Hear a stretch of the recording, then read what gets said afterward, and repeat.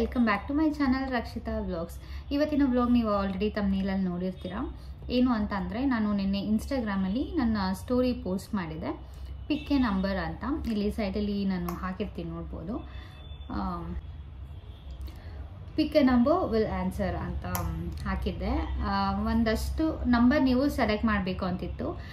Related ನೀವು ಇಲ್ಲಿ ಉಲ್ಟಾ ಕಾಣಿಸ್ತಾ ಇದೆ, ಸೊ ನೀವು ಇಲ್ಲಿ ಸೈಡಲ್ಲಿ ಹಾಕಿರ್ತೀನಿ, ನೋಡ್ಬೋದು. ರಿಲೇಟೆಡ್ ನೀವು ನನ್ನ ಬಗ್ಗೆ ಏನು ತಿಳ್ಕೊಬೇಕು ಅಂತಿದ್ದೀರಾ, ಆ ನಂಬರ್ಸ್ ಎಲ್ಲ ಆಲ್ರೆಡಿ ಕಳಿಸಿದ್ದೀರಾ. ನಾನು ಅದನ್ನು ಯೂಟ್ಯೂಬಲ್ಲಿ ಆನ್ಸರ್ ಮಾಡೋಣ ಅಂತ ಅಂದ್ಕೊಂಡಿದ್ದೀನಿ. ಸೊ ಅದು ರಿಲೇಟೆಡ್ ಆಗಿರುತ್ತೆ ಇವತ್ತಿನ ವ್ಲಾಗ್. ಸೊ ಬನ್ನಿ ಇವತ್ತಿನ ವ್ಲಾಗ್ ಸ್ಟಾರ್ಟ್ ಮಾಡೋಣ. ಎಲ್ಲರಿಗೂ ಇರುತ್ತೆ ರಿಲೇಟೆಡ್ ಒಂದು ಕ್ವೆಶನ್ ಕೇಳಬೇಕು, ನನ್ನ ಬಗ್ಗೆ ಏನಾದರೂ ತಿಳ್ಕೊಬೇಕು ಅನ್ನೋದು ಕ್ಯೂರಿಯಾಸಿಟಿ ಎಲ್ಲರಿಗೂ ಇರುತ್ತೆ. ಸೊ ಬನ್ನಿ, ಇವಾಗ ಫಸ್ಟ್ ಕ್ವೆಶನ್ ಏನಂತ ಕೇಳಿದ್ದಾರೆ ಅಂತಂದರೆ, ನಂಬರ್ ಕಳಿಸಿರೋದು. ನಾನು ಯಾರು ಏನು ಅಂತ ಹೇಳಕ್ಕೆ ಹೋಗಲ್ಲ, ಜಸ್ಟ್ ನಾನು ಆನ್ಸರ್ ಮಾಡ್ತಾ ಹೋಗ್ತೀನಿ. ಬಿಕಾಸ್ ಸ್ವಲ್ಪ ಕಾನ್ಫಿಡೆನ್ಷಿಯಲ್ಸ್ ಆಗಿರುತ್ತಲ್ವ, ನೇಮ್ ಎಲ್ಲ ಒಂದೊಂದು ಹೇಳೋಕ್ಕಾಗಲ್ಲ, ಹಾಗಾಗಿ. ಸೊ ಫಸ್ಟ್ ಬಂದು ನಂಬರ್ 12ಅಲ್ಲಿ ನಿಕ್ ನೇಮ್ ಅಂತಿದೆ. ನಂಗೆ ನಿಕ್ ನೇಮ್ ಯೂಶ್ವಲಿ ಏನಂತಂದರೆ, ನನ್ನ ಹೆಸರು ರಕ್ಷಿತಾ. ಸೊ ಎಲ್ಲ ರಶು ಅಂತ ಕರೀತಾ ಇರ್ತಾರೆ. ನಮ್ಮ ಮಮ್ಮಿ ಮನೆ ಕಡೆ ಎಲ್ಲ ಆಲ್ಮೋಸ್ಟ್ ಎಲ್ಲ ರಶು ಅಂತ ಕರೀತಾರೆ. ಈಗ ಇಲ್ಲಿ ನಮ್ಮ ಅತ್ತೆನೂ ರಚ್ಚು ಅಂತ ಸ್ಟಾರ್ಟ್ ಮಾಡ್ಕೊಂಡಿದ್ದಾರೆ. ಸೊ ಈ ಥರ ಅಷ್ಟೇ, ನನ್ನ ಹೆಸರಲ್ಲೇ ಅರ್ಧ ಕರೀತಾರೆ ಅಷ್ಟೇ, ರಕ್ಷು ಜಾಸ್ತಿ ಎಲ್ಲರೂ ಕರೆಯುವಂಥದ್ದು. ನಂಬರ್ 8 ಅಂತ ಇದೆ. 8 ಅಂದರೆ crush. It's not a right time to ask this question.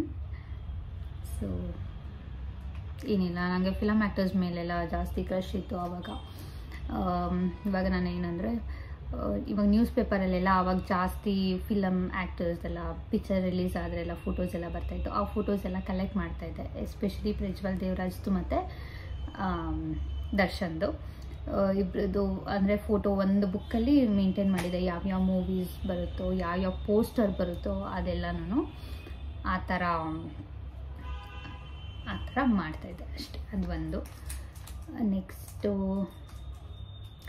ಎಷ್ಟೊಂದು ಜನ 2ನೇ ಕಳಿಸಿದ್ದಾರೆ. ಸೊ ಅದನ್ನು ಲಾಸ್ಟಲ್ಲಿ ಆನ್ಸರ್ ಮಾಡ್ತೀನಿ, ಯಾಕಂದರೆ ನಾನು ಸ್ವಲ್ಪ ಯೋಚನೆ ಮಾಡಬೇಕು. Tell me your marriage story ಅಂತೆ. ಔಟ್ ಆಫ್ ದಿ ಬಾಕ್ಸ್ ಇದು ಕ್ವೆಶನ್ನು. ಇದರಲ್ಲಿ ಇಲ್ಲವೇ ಇಲ್ಲ ಮ್ಯಾರೇಜ್ ಸ್ಟೋರಿ ಅಂತ. ಸೊ ನೆಕ್ಸ್ಟ್ ಯಾವಾಗಾದರೂ ಮಾಡ್ತೀನಿ, ನೋಡೋಣ. So out of the box question ಆಗಿರೋದ್ರಿಂದ ಅದು ಏನು ಆನ್ಸರ್ ಮಾಡೋಕ್ಕಾಗಲ್ಲ. ನೆಕ್ಸ್ಟು ರಿಲೇಷನ್ಶಿಪ್ ಸ್ಟೇಟಸ್ 1 ಅಂತ 1 ನಂಬರ್ ಬಂದಿದೆ. Relationship status obviously married. I have 2 kids. ಇಬ್ಬರು ಮಕ್ಕಳಿದ್ದಾರೆ, ನಂಗೆ ಆಲ್ರೆಡಿ ಮದುವೆ ಆಗಿದೆ. Next question 24. The most recent ಲೈ. ರೀಸೆಂಟ್ ಲೈ ಅದೇನು ಹೇಳ್ತಾನೆ ಇರ್ತೀವಿ, ಏನಾದರೂ ಒಂದು ರೀಸೆಂಟಾಗಿ ಅಂದರೆ ಇವಾಗ ಆಗಿರೋದು. ಇವಾಗ ಟೈಮ್ ಬಂದು 3 o'clock. ಇವಾಗ 1 ಗಂಟೆಯಲ್ಲಿ ನಾನು ಹೇಳಿದ್ದು, ಇವನ್ನ ಸ್ಕೂಲ್ ಪಿಕ್ ಮಾಡೋಕ್ಕೆ ಹೋಗಿದ್ರು. ಸೊ ಅಲ್ಲಿ ಇನ್ನೊಂದು ಫಂಕ್ಷನ್ ಅಟೆಂಡ್ ಮಾಡಬೇಕಾಗಿತ್ತು, ಬೇಗ ಮುಗಿಸ್ಕೊಂಡು ಬಾ ಅಂತ ಹೇಳಿದರು. ಇವಾಗ ಫಂಕ್ಷನ್ಗೆ ಹೋಗಿದ್ವಿ ಅಂತಂದರೆ ಅಲ್ಲಿ ಇಷ್ಟು ಗಂಟೆಗೆ ಆಗುತ್ತೆ, ಅಷ್ಟು ಗಂಟೆಗೆ ಹೇಳೋಕ್ಕಾಗಲ್ಲ, ಎಲ್ಲರೂ ಸಿಕ್ಕಿರ್ತಾರೆ, ಮಾತಾಡ್ತಾ ಇರ್ತೀವಿ. ಹಾಗಾಗಿ ಇಲ್ಲಿನ ಊಟ ರೆಡಿ ಆಗಿಲ್ಲ, ಲೇಟಾಗಿ ಬಾ ಅಂತ ಹೇಳಿದೆ. ನಾನೇನಾದರೂ ಸುಳ್ಳು ಹೇಳ್ತೀನಾ? ಹೇಳ್ತೀನಾ? ಹೇಳ್ತೀನಿ. ನೀನು ಹಾಕಿದ್ದೆ, ಅದಕ್ಕೆ ನಾನು ಹೇಳಿದೆ. ನಾನೇನು ಸುಳ್ಳು ಹೇಳಿದೆ ಚಿನಿ? ಸ್ವಿಚ್ ಹಾಕ್ದಿರ ಹಾಕ್ದೆ ಅಂತ ಹೇಳಿದ್ರು. ನಾನು ನಿಜ ಅಂತ ಏನಿಲ್ಲ, ಒಂದಾಕ್ಷರ ನಿಜ ಆಗಲ್ಲ. 3 good habits about my self. Good habits. ನೀನು ಗುಡ್ ಹ್ಯಾಬಿಟ್ಸ್ ನನ್ನ ಬಗ್ಗೆ ಹೇಳೋಕ್ಕೆ ನಿಂಗೆ ಎಷ್ಟು ಯೋಚನೆ ಮಾಡ್ತಾ ಇದ್ದೀನಿ. 3 bad habits about my self. 3 bad habits. ನಾನು ಜಗಳನೇ ಆಡಲ್ಲ. ಫಸ್ಟ್ ಆಫ್ ಆಲ್ ಮಾಡಿದೆ ಅಂತ ಹೇಳೋದು. ಆಮೇಲೆ ಆಯಿತು, ಗುಡ್ ಹೇಳಿ. ಇವಾಗ ಬ್ಯಾಡ್ ಅದು ಹೇಳಿದ ತಕ್ಷಣ ಪಟ್ ಅಂತ ಹೇಳ್ತಾರಲ್ಲ, ಇವಾಗ ಗುಡ್ ಹೇಳು. ಬ್ಯಾಡ್ ಸಿಚುವೇಶನ್ ಹೇಳಿದೆ, ಅದಕ್ಕೆ ಬ್ಯಾಡ್ ಬರ್ತದೆ. ಗುಡ್ ಫಸ್ಟ್ ಗುಡ್ ಮಾತಾಡಿದ್ರೆ ಗುಡ್ಡೇ ಬರ್ತದೆ. Wrong time answer. Next question number 7.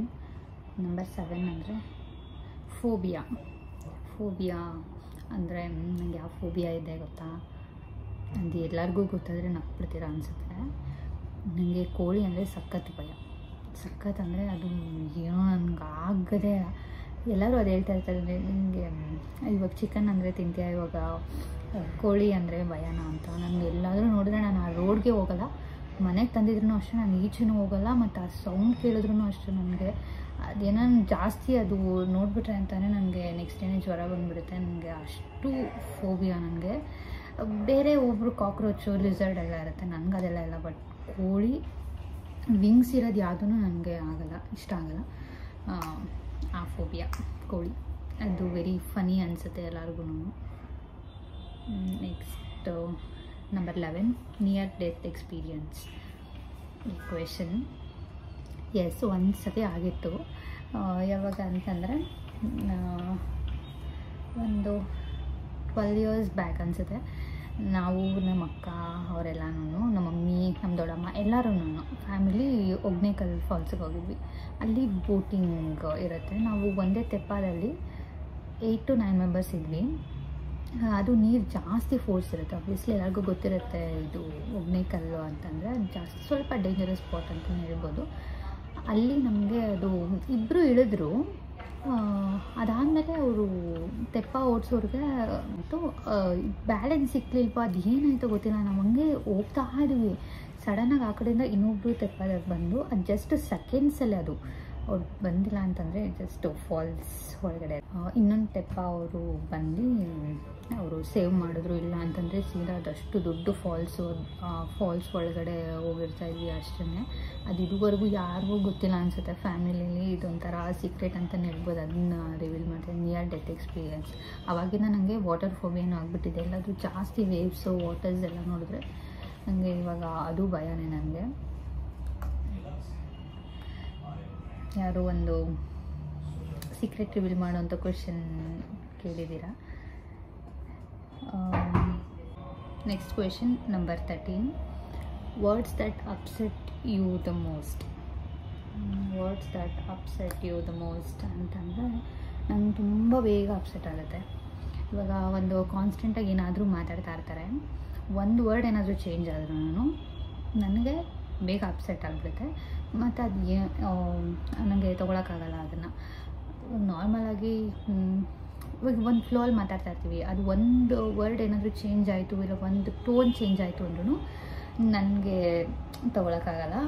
ತುಂಬ ಬೇಗನೆ ಅಪ್ಸೆಟ್ ಆಗಿಬಿಡ್ತೀನಿ ನನಗೆ. ಮತ್ತು ಇವಾಗ ಏನಾದರೂ ಹಿಂಗಂದ್ರು ಹಂಗಂದ್ರು ಅಂತಂದರೆ ಏನಾದರೂ ಆಯಿತು, ಏನಾದರೂ ಒಂದು ವಿಷಯ ನಂಗೆ ಅದು ಕ್ಲಾರಿಫಿಕೇಷನ್ ಸಿಗೋವರೆಗೂ ನನಗೆ ಒಂಥರ ಆ ಮೂಡಲ್ಲೇ ಇರೋಲ್ಲ ನಾನು. ಒಂದು 2 days ಆಗಿರ್ಬೋದು, 3 days ಆಗಿರ್ಬೋದು, ಒಂದು ಸ್ವಲ್ಪ ತಲೆ ಅದೇ ಓಡ್ತಾ ಇರುತ್ತೆ. ಸೊ ಅದೊಂದು ಸ್ವಲ್ಪ ನಾನು ಚೇಂಜ್ ಮಾಡ್ಕೊಬೇಕು ಸದ್ಯಕ್ಕೆ. ಬೇಗ ಅಪ್ಸೆಟ್ ಆಗ್ತೀನಿ. ಒಂದೊಂದು ವರ್ಡನ್ನು ನಾನು ಕ್ಯಾಚ್ ಮಾಡ್ತೀನಿ.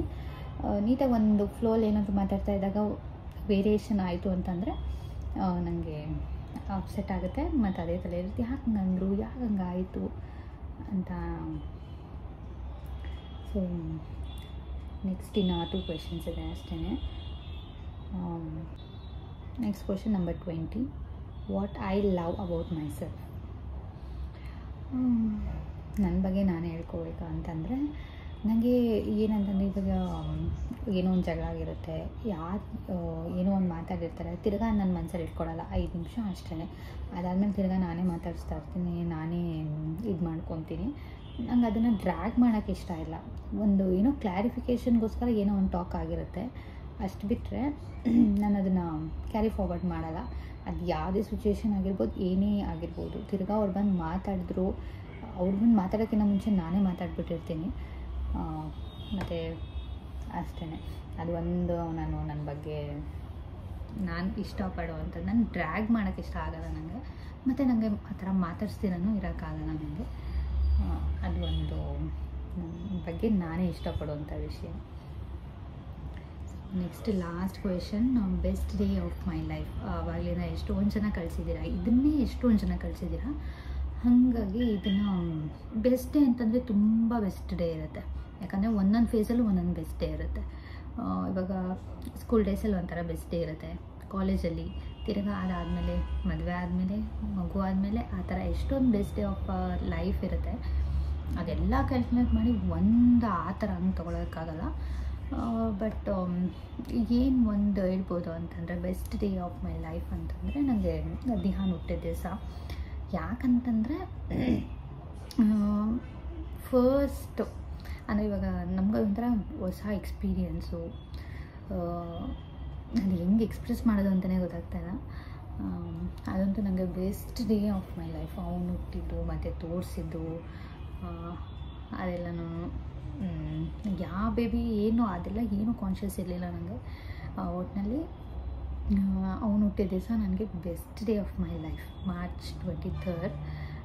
ಇವಾಗ ನಾವು ಇಷ್ಟು ದಿವಸ ಯಾವ ಥರ ಇರ್ತೀವಿ, ಸ್ಕೂಲ್ ಡೇ, ಕಾಲೇಜ್ ಡೇ, ಅದಾದಮೇಲೆ ತಿರ್ಗಾ ಇವಾಗ ಮದುವೆ ಆದಮೇಲೆ ಅದೊಂದು ಪ್ರೆಷಿಯಸ್ ಮೂಮೆಂಟ್ ಅಂತಲೇ ಹೇಳ್ಬೋದು. ಆ ಪ್ರೆಷಿಯಸ್ ಮೂಮೆಂಟಲ್ಲಿ ಒಂದಿರುತ್ತೆ, ಹೆಂಗಿರುತ್ತಪ್ಪ ನಮ್ಮ ಮಗು ನೋಡೋದಕ್ಕೆ ಏನು. ಸೆಕೆಂಡ್ ಬೇಬಿಗೆ ಅಷ್ಟು ಥಾಟ್ ಇರೋಲ್ಲ, ಫಸ್ಟ್ ಬೇಬಿ ಆಗಿರೋದ್ರಿಂದ ಥಾಟು ಮತ್ತು ಆ ಫಸ್ಟ್ ಕ್ರೈ ಏನಿದೆ ಅದೆಲ್ಲ ಕೇಳಿಸ್ಕೊಂಡಾಗ ಅದೊಂಥರ ಬೆಸ್ಟ್ ಡೇ.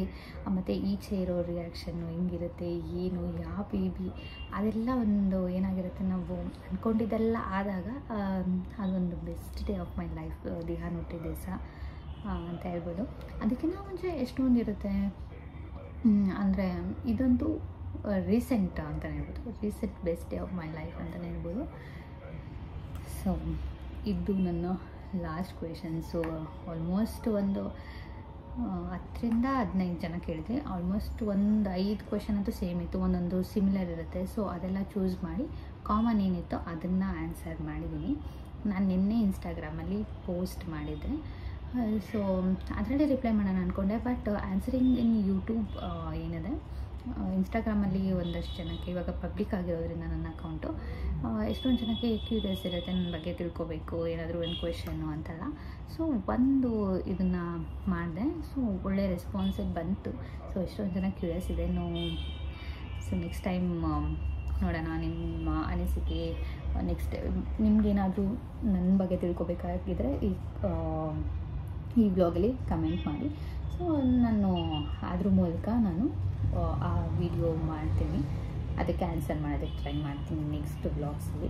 ಸೊ ತುಂಬ ದಿನವೇ ಆಗಿತ್ತು ನಾನು ಕ್ವೆಶನ್ ಆ್ಯಂಡ್ ಆನ್ಸರ್ ಬ್ಲಾಗೆಲ್ಲ ಮಾಡಿ. ಸೊ ಇದೊಂದು ಆಗಿತ್ತು.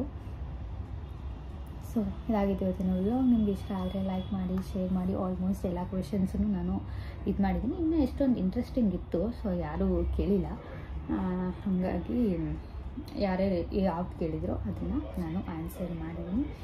So thank you for watching this vlog. Bye.